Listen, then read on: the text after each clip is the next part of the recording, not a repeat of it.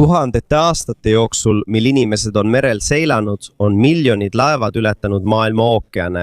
Kahjuks ei ole kõik jõudnud oma sihtkohta. On laevu, mis on koos miljardite väärtuses varandusega põhja läinud. On ka laevu, mis on kadunud nii, et ükski ellujäänu pole jäänud, et rääkida, mis juhtus.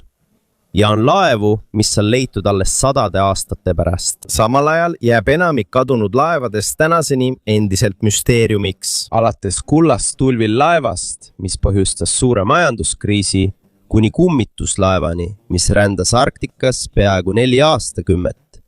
Selles videos käsitleme ajaloo kõige salapärasemaid ja hämmastavamaid laevaprakke, mis on leitud. Aga enne kui alustame arutelu, palun anna üks like ja telli ka meie kanal.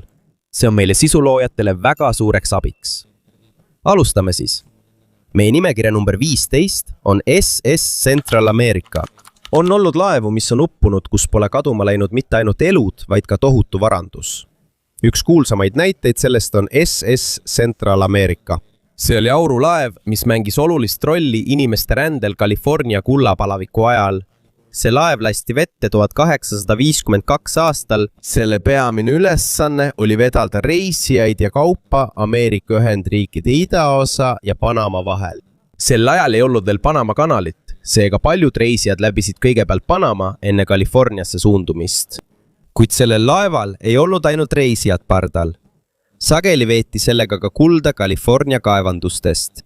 1857 aasta septembris sõitis SS Central America kaasas tohutu kullalast. Hinnanguliselt oli selle pardal üle 3 tonni kulla koos paljude reisijate ja meeskonna liikmetega. Kui laev oli Atlandi ookeanil Ameerika Ühendriikide idaranniku lähedal, tabas seda tugev orkaan. Mitu päeva järjest peksid suured lained lakkamatult vastu laeva. Selle tõttu hakkasid laeva mootorid järk-järgult rikki minema ja vesi tungis sisse. Meeskond üritas laeva päästa, kuid olukord läks aina hullemaks. Septembriks 1857 oli meeskonna olukord väga halb. Laeva päästmine muutus järjest raskemaks ja 1857 aasta septembriks oli meeskonna olukord väga halb. Meeskond üritas laeva päästa, kuid olukord halvenes. 1857 aasta septembriks oli meeskonna ja laeva olukord halvenenud. Laev vajus enam kui 2000 meetri sügavusele merepõhja, seetõttu ei leitud seda aastakümneid. Kuni 1988 aastani, mil üks uurijate rühm leidis vraki tänu kaasaegsele süvamere tehnoloogiale. Kui nad seda kohta uurisid, avastasid nad ühe suurima aarde, mis kunagi laevavrakist leitud. Tuhanded kuldmündid, kuldtahvlid ja muud väärtuslikud esemed toodi välja ookeani sügavustest. Siiani tuntakse SS Central Americat kui üht kuulsaimat kadunud aardelaeva ajaloos. Number 14. Endurance. Mitte kõik kuulsad laevavrakid ei kanna endas varandust. Mõned neist on saanud hoopis inimeste vastupidavuse ja ellujäämise sümboliks ühes maailma karmimas paigas. Üks neist on Endurance. Endurance oli laev, mida kasutas maadeavastaja Ernest Shackleton oma ekspeditsioonil Antarktikasse aastal 1914. Nende eesmärk oli teha ajalooline teekond ja ületada Antarktika, kuid nende plaan ei läinud täide. Kui nad jõudsid Weddelli mere jäisesse vette, ümbritses laeva paks jää. Alguses lootsid nad veel, et laev pääseb jääst välja, aga mida aeg edasi, seda tugevamalt surus jää laeva kinni. See oli nagu hiiglaslik press, mis aeglaselt pigistas Endurance'i kere ning nad olid mitu kuud lõksus keset jäist merd. Aja möödudes hakkas laeva kere pragunema ja purunema jää tohutu surve tõttu. 1915 aasta oktoobris oli Shackleton sunnitud andma käsu laev maha jätta. Nad võtsid kaasa olulised varustused ja päästepaadid, enne kui Endurance lõplikult põhja vajus. Hämmastav on see, et kuigi nende laev kadus, pääses kogu meeskond eluga pärast ülimalt rasket päästemissiooni, mida tänapäeval peetakse üheks suurimaks ellujäämisnooks ajaloos. Pärast Endurance'i uppumist kadus selle täpne asukoht rohkem kui sajandiks. Paljud ekspeditsioonid üritasid seda leida, kuid ebaõnnestusid. Kuni 2022 aastal avastati see lõpuks Antarktika ookeani põhjas. See asub peaaegu 3000 meetri sügavusel ja kuna piirkond on kaitse all ning sinna on väga raske pääseda, jääb see tõenäoliselt veel paljudeks põlvkondadeks merepõhja puhkama. number 13, Hanli. enne veel, kui tekkisid muljetavaldavad allveelaevad, oli üks väike veesõiduk, mis näitas, kui keeruline võib olla vee all püsida. See oli Hanli. See ehitati Ameerika kodusõja ajal ja oli üks esimesi allveelaevu, mis osales tõelises lahingus. See sõiduk oli väga väike. See oli vaid umbes 12 meetrit pikk. Selle sees pidi olema vaid 8 inimest ja sellel polnud veel mootoreid nagu tänapäeva allveelaevadel. Selle asemel pööras meeskond käsitsi Väntvõlli, et panna selle propeller tööle. Sees oli kitsas, palav ja väga raske liikuda. Kuid sellest hoolimata sai sellest osa ühest ajaloolisest operatsioonist. Hanli peamine relv oli plahvatuslaeng, mis oli kinnitatud pika varda külge allveelaeva etteotsa. See pidi sihtmärgile lähenema, lõhkelaengu külge kinnitama ja seejärel selle õhku laskma. Veebruaris 1864 ründas see edukalt ühe liidu mereväe sõjalaeva. See oli esimene kord ajaloos, kui allveelaev suutis tegelikus sõjas vaenlase laeva uputada. Aga pärast seda edu ei naastud Hanli enam kunagi. See kadus ootamatult koos kogu oma meeskonnaga merre. Kõige suurem küsimus on, miks see põhja läks. On teooriaid, et selle võis põhjustada selle enda plahvatus. Mõned ütlevad, et allveelaeva sees tekkis probleem, teised usuvad, et vesi tungis sisse, kui nad olid tagasi pöördumas oma vaenlase juurde. Kuid siiani pole ikka veel ühtset vastust, mida oleks täielikult tõestatud. 1995 aastal leiti Hanli taas üles pärast seda, kui see oli olnud kadunud üle 100 aasta. Ja 2000 aastal toodi see edukalt merepõhjast üles. Tänu sellele said ajaloolased palju rohkem teada ajaloo esimestest allveelaevadest. Aga isegi siis, kui vrakk oli juba ekspertide käes, jäi kõige olulisem mõistatus endiselt lahendamata. Mis siis tegelikult juhtus Hanliga sellel edukal ööl? Kas see oli maailma esimene allveelaeva rünnak? Number 12. Luksuslaev, mis ei suutnud ühtegi viga üle elada. On laevu, mis on loodud ilu, rikkuse ja kaasaegse tehnoloogia sümboliteks. Aga mõnikord, ükskõik kui arenenud laev ka poleks, võib üks ainus viga põhjustada suure tragöödia. Üks parimaid näiteid selle kohta on Andrea Doria. 1950-ndatel oli see üks Itaalia uhkemaid reisilaevu. See oli nagu luksushotell, mis hõljus keset merd. Seal olid kallid söögisaalid, bassein ja interjöörid, mis olid täis Itaalia kunsti. Paljude tolleaegsete reisijate jaoks oli selle laevaga sõitmine juba iseenesest osa puhkusest. Kuid 1956 aasta juulis, kui see oli pärast Euroopast reisimist New Yorgile lähenemas, muutus kõik järsku.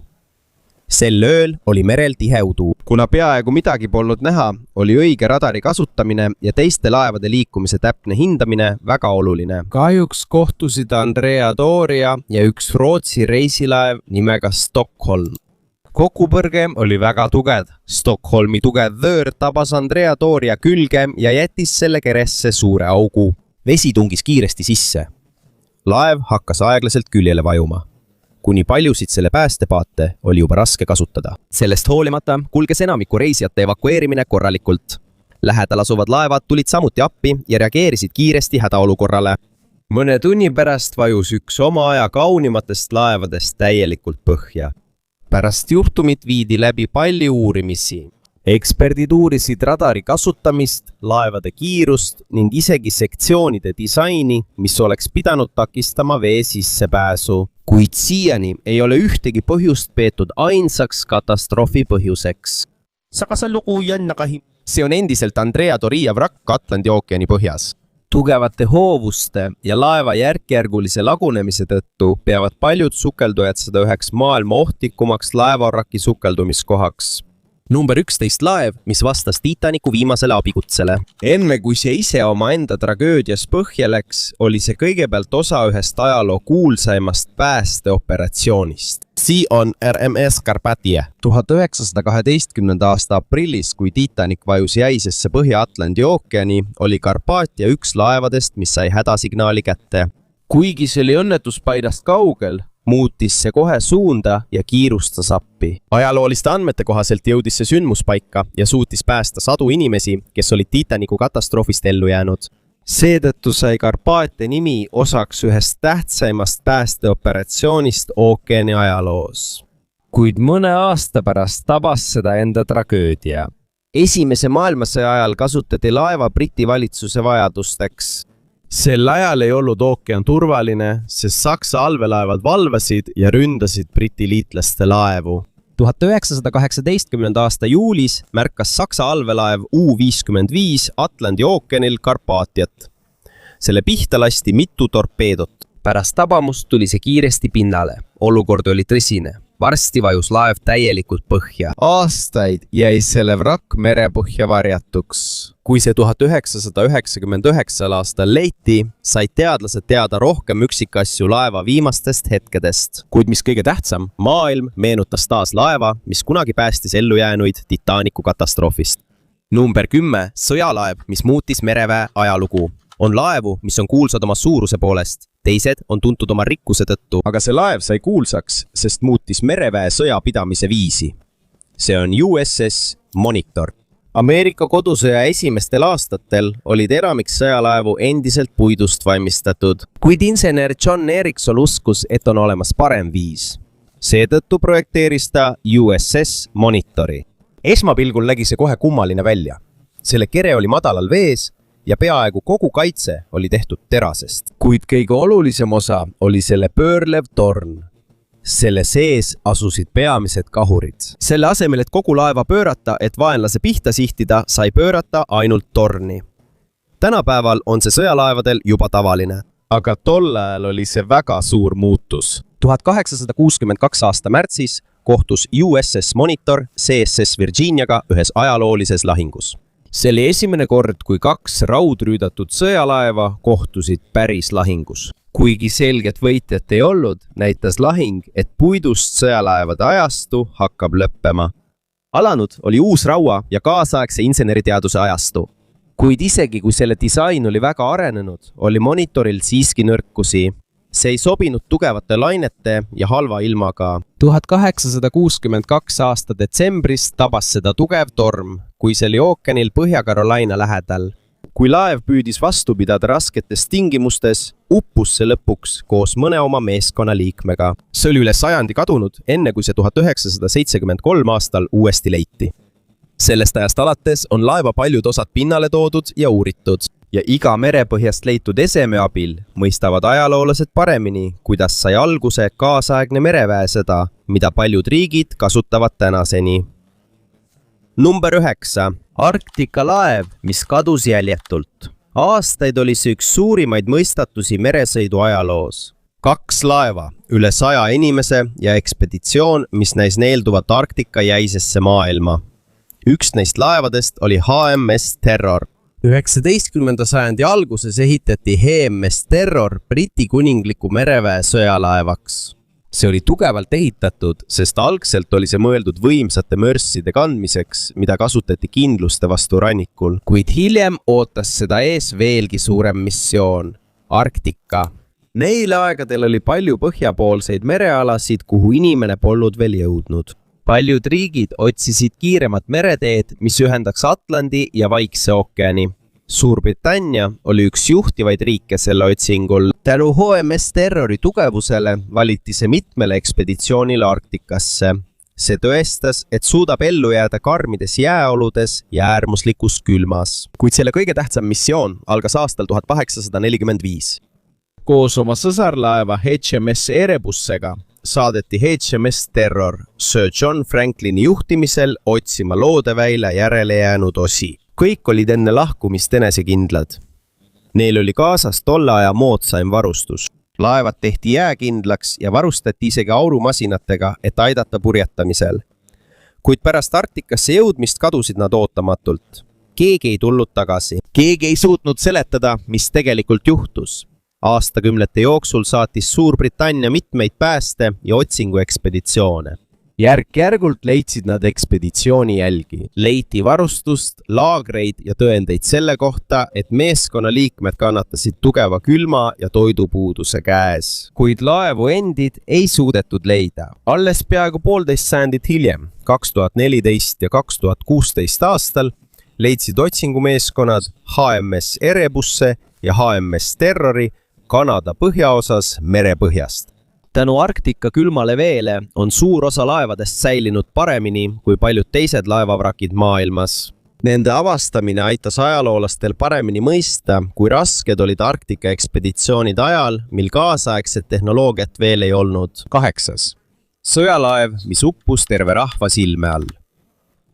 Mõned laevad upuvad tormi ajal, teised kaovad kaugetel meredel. Aga Mary Rose uppus paljude inimeste silme all. Veelgi üllatavam on see, et see juhtus lahingu keskel, kus eeldati, et laev jätkab veel võitlust. Mary Rose oli üks Inglismaa tähtsamaid sõjalaevu kuningas Henry VIII ajal. 16. sajandil oli see Inglise mereväe üks võimsamaid relvi. See kandis raskeid relvi. See oli varustatud kahuritega ja loodud selleks, et võidelda vaenlase laevadega merel. Aastaid oli see osa Inglismaa erinevatest sõjalistest kampaaniatest. Kuid juulis 1545 saabus päev, mil selle teenistus lõppes. Kui Inglise laevastik valmistus Prantsuse laevade vastu, kaldus Mary Rose äkitselt külili. Vaid mõne hetke pärast täitus see kiiresti veega ja vajus põhja. Kõik juhtus paljude silme all. Selle tõttu tekkisid kohe küsimused.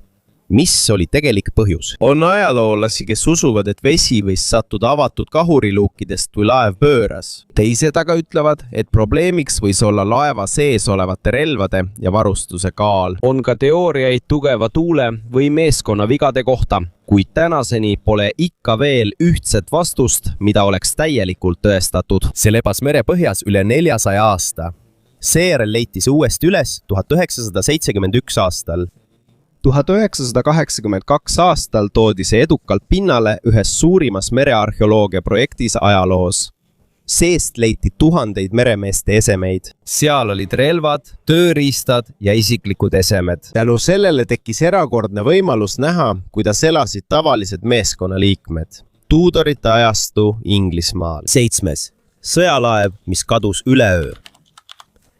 Mõnikord ei ole sügavat ookeani vaja, et tekiks mõistatus. Mõnikord piisab sellest, kui laev lahkub sadamast ja seda enam kunagi ei nähta. Just see juhtus USS Conestogaga. See polnud suur lahingulaev. See polnud ka luksuslik reisilaev. See oli lihtsalt tugev puksiirlaev, mida kasutati pukseerimiseks, päästeoperatsioonideks ja muudeks olulisteks töödeks merel. Esimese maailmasõja ajal ostis selle USS Conestoga. See oli mõeldud abistama erinevates sõjalistes operatsioonides. Pärast sõda jätkas see teenistust erinevates Ameerika piirkondades. Kõik näis olevat normaalne. Kuni märtsini 1921, mil USS Conestoga lahkus Californiast pika reisi jaoks Ameerika Samoale. Kuid see ei jõudnud kunagi sihtkohta. Samuti ei tulnud see tagasi. Tundus, nagu oleks see lihtsalt ootamatult kadunud. Kuna selget teavet polnud, alustas USA merevägi ulatuslikku otsingut. Operatsiooniga liitus palju laevu ja lennukeid. Kuid midagi ei leitud. Aastate möödudes hakkasid kuulujutud levima. Mõned ütlesid, et see võis lihtsalt katki minna. Mõned arvasid, et see võis sattuda tõsisesse mereõnnetusse, kuid kindlaid tõendeid polnud. Selle kadumine jäi peaaegu sajandiks saladuseks.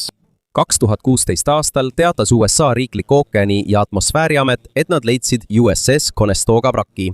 Seejärel leiti see California Faralloni saarte lähedalt. Uurimise põhjal selgus, et tõenäoliselt tabas seda tugev torm vaid mõni tund pärast sadamast lahkumist. Pärast seda, kui teatati avastusest, jäi üks asi teadlastele endiselt silma.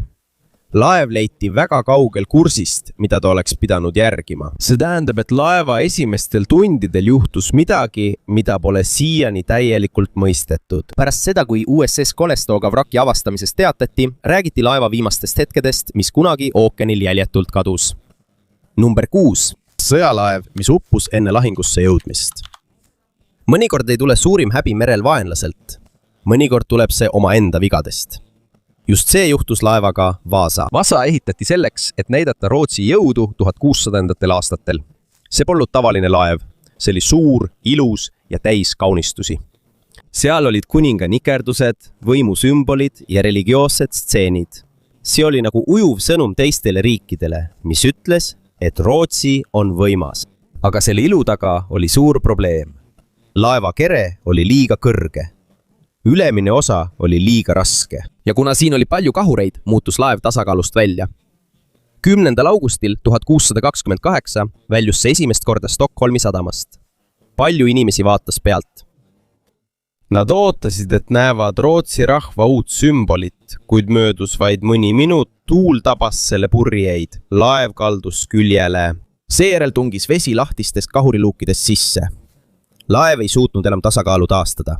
Vaasa uppus kiiresti oma esimesel reisil. Seda ei kaotanud sõjas. Vaenlane ei lasknud seda õhku. See uppus, sest disain ei olnud piisavalt stabiilne. Üle 300 aasta jäi see vee alla. Kuna Stockholmi vesi on külm, säilis suur osa laevast. 1961 aastal tõsteti Vaasa peaaegu tervena pinnale. Nüüd saab seda näha Vaasa muuseumis Stockholmis. Ja endisest jõusümbolist on saanud meeldetuletus, et ükskõik kui ilus projekt ka poleks, kui alus on vale, kukub see ikkagi läbi. Number 5, see on ikka aarete laev. Suurte merereiside ajastul oli Portugal üks tugevamaid mereriike. Nende laevad vedasid kaupu, metalle, raha ja muid väärtuslikke esemeid erinevatesse Euroopa osadesse. Üks neist laevadest oli Santo Antonio. See oli Portugali kaubalaev, mis sõitis Lissabonist Antwerpenisse. See vedas väärtuslikku lasti nagu vask, hõbe, kangad, relvad ja muud kaubanduseks olulised esemed. Aga 19. jaanuaril 1527 ei jõudnud see reis lõpule. Kui laev oli Cornwalli lähedal Inglismaa vetes, sattus ta tugeva tormi kätte. Väidetavalt katkes selle ankur ja pardal olnud inimesed üritasid laeva randa lähemale tuua. Kuid selle asemel, et pääseda, põrkas laev vastu ohtliku ranniku osa. Seal hakkas laev lagunema. Paljud hukkusid ja ellujäänud jäid kaose keskele. Kuid siin ei olnud lugu ainult tormist. Kuna last oli väärtuslik, sekkusid inimesed kiiresti. Kohalikud võtsid vrakilt asju. Ka võimuesindajad tahtsid lasti endale saada. Selle tõttu kujunes olukorrast suur juriidiline vaidlus. See polnud enam lihtsalt laevahukk. Sellest sai küsimus rikkusest, omandist ja võimust. Paljude sajandite möödudes uurisid sukeldujad ja arheoloogid seda kohta uuesti. Leiti tõendeid, mis aitavad paremini mõista, kui oluline see laev tollase kaubanduse jaoks oli. Kuid küsimusi on endiselt alles. Kas tõesti oli torm ainus põhjus laeva uppumiseks? Kas last oli liiga raske? Või juhtus veel midagi enne, kui see täielikult hävis? Siiani pole Santo Antonio lihtsalt ühe uppunud laeva lugu. See on ka lugu ajast, mil meri oli peamine tee rikkuse, ohtude ja võimu juurde. Number 4. Kummituslaev, mis keeldus uppumast. On laevu, mis kaovad, sest nad upuvad, aga on üks laev, mille lugu on veelgi hirmutavam. Sest pärast seda, kui meeskond selle maha jättis, ei uppunud see kohe. See jätkas meeskonnata triivimist Arktikas. See on SS Paicimo. Seda laeva kasutati karusnaha kaubanduses Kanada põhjaosas. Kanada. See vedas varusid kaugematesse kogukondadesse ja kogus karusnahku kauplejatelt. See oli tugevalt ehitatud, sest pidi vastu pidama jääle ja karmile külmale. Kuid 1931 aastal jäi see paksu jää vahele Alaska lähedal. Alguses ootas meeskond, et jää sulaks ja nad saaksid lahkuda, kuid ilm läks aina hullemaks. Seetõttu jätsid nad laeva maha ja püstitasid laagri turvalisemasse kohta. Pärast tugevat lumetormi kadus Paicimo nende silmist. Nad arvasid, et see on põhja läinud, aga ei olnud. Mõne päeva pärast nähti laeva taas teises kohas triivimas. Meeskond suutis osa lastist veel kätte saada, kuid laeva ennast nad enam päästa ei suutnud. Nad arvasid, et see ongi lõpp. Aga just sealt algas loo kõige kummalisem osa. Järgmistel aastatel nähti Paicimot korduvalt Arktikas. Mõnikord jäi see jäässe kinni. Mõnikord triivis see merel. Oli inimesi, kes üritasid laevale minna või seda endale saada. Kuid külma, jää ja ohtlike tingimuste tõttu ei suutnud nad seda täielikult kontrollida. Viimane kinnitatud nägemine sellest oli 1969 aastal. See tähendab, et seda lähti Arktikas peaaegu 40 aastat pärast selle mahajätmist. Pärast seda kadus see ära. Keegi ei tea, kas see vajus põhja. Keegi ei tea, kas jää purustas selle. Ja kuna Arktika on nii suur, on väike võimalus, et selle jäänused on ikka veel kusagil seal.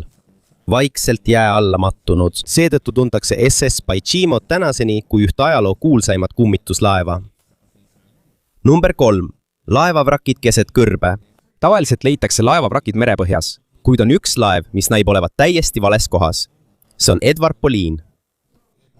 Aastal 1909, kui see sõitis Namiibias Skeleti ranniku lähedal, jäi see madalasse vette kinni paksu udu ja ohtliku ranniku tõttu. Õnneks pääsesid kõik pardal olijad ohutult välja, kuid laev jäi maha. aastate möödudes taandus meri järk-järgult ja kõrb laienes. Selle tõttu sattus kunagine ranna ääres olnud laev nüüd liiva keskele. Praegu asub see juba sadade meetrite kaugusel praegusest rannikust. Tänu Namiibi kõrbe kuiva kliimale on suur osa vrakist siiani nähtav. Seetõttu on see üks maailma kõige erilisemaid laevavrakke. Üks merelaev, mis näib olevat eksinud ja sattunud keset kõrbe. Number 2. Aarete laev, mille väärtus on miljardites. Kui on üks laevavrakk, mida aardeotsijad sageli nimetavad püha graaliks, siis see on San Jose. See oli Hispaania galeoon, mis uppus 1708 aastal, kandes endaga tohutut varandust Lõuna-Ameerikast. Teel Hispaaniasse sattus see Briti sõjalaevade rünnaku alla Kolumbia ranniku lähedal. Lahingu keskel toimus laeva sees võimas plahvatus. See uppus kiiresti koos pardal olnud kulla, hõbeda ja vääriskividega. Üle 300 aasta ei teadnud maailm, kus laev asub, kuni Kolumbia leidis selle 2015 aastal. Aga sellega lugu ei lõppenud, sest siiani vaieldakse selle üle, kellel on õigus laevas oleva varanduse üle. Kolumbial on oma nõue, Hispaanial on samuti oma nõue. Ja on ka rühmitusi, kes väidavad, et osa sellest varandusest pärineb Hispaania kolooniatest Lõuna-Ameerikas. Seega pole San Jose suurimaks mõistatuseks enam see, kus see asub, vaid see, kellel on tegelikult õigus nendele miljarditele dollaritele, mis on endiselt merepõhjas. Number 1. Kõige vanem kunagi leitud laevavrakk. Enne kui paljud iidsed impeeriumid rajati, olid juba inimesed, kes merel seilasid ja kaubitsesid. Selle tõestuseks on Tokose laevavrakk. See leiti Kreekas väikese Tokose saare lähedalt ning paljud arheoloogid peavad seda üheks maailma vanimaks avastatud laevavrakiks. Arvatakse, et see uppus üle 4000 aasta tagasi, pronksi ajal. Kohta uurides leidsid teadlased hulgaliselt keraamikatükke, igapäevaseid esemeid ja kivist ankrud. Need esemed näitavad, et organiseeritud kaubandus erinevate kogukondade vahel toimus juba tuhandeid aastaid tagasi. Kuigi laeva puidust pole peaaegu midagi alles, on selle jäänud esemed siiski väga väärtuslikud. Tänu sellele mõistavad ajaloolased paremini, kuidas inimesed iidsetel aegadel elasid, reisisid ja kaubitsesid. Ja isegi kui me juba teame, kus see uppus, on küsimusi, millele ei pruugi kunagi vastuseid saada. Kes olid need inimesed, kellele see kuulus? Mis täpselt juhtus nende merereisil? Ja mis on selle laeva täielik lugu, mis on juba üle 4000 aasta merepõhjas lebanud?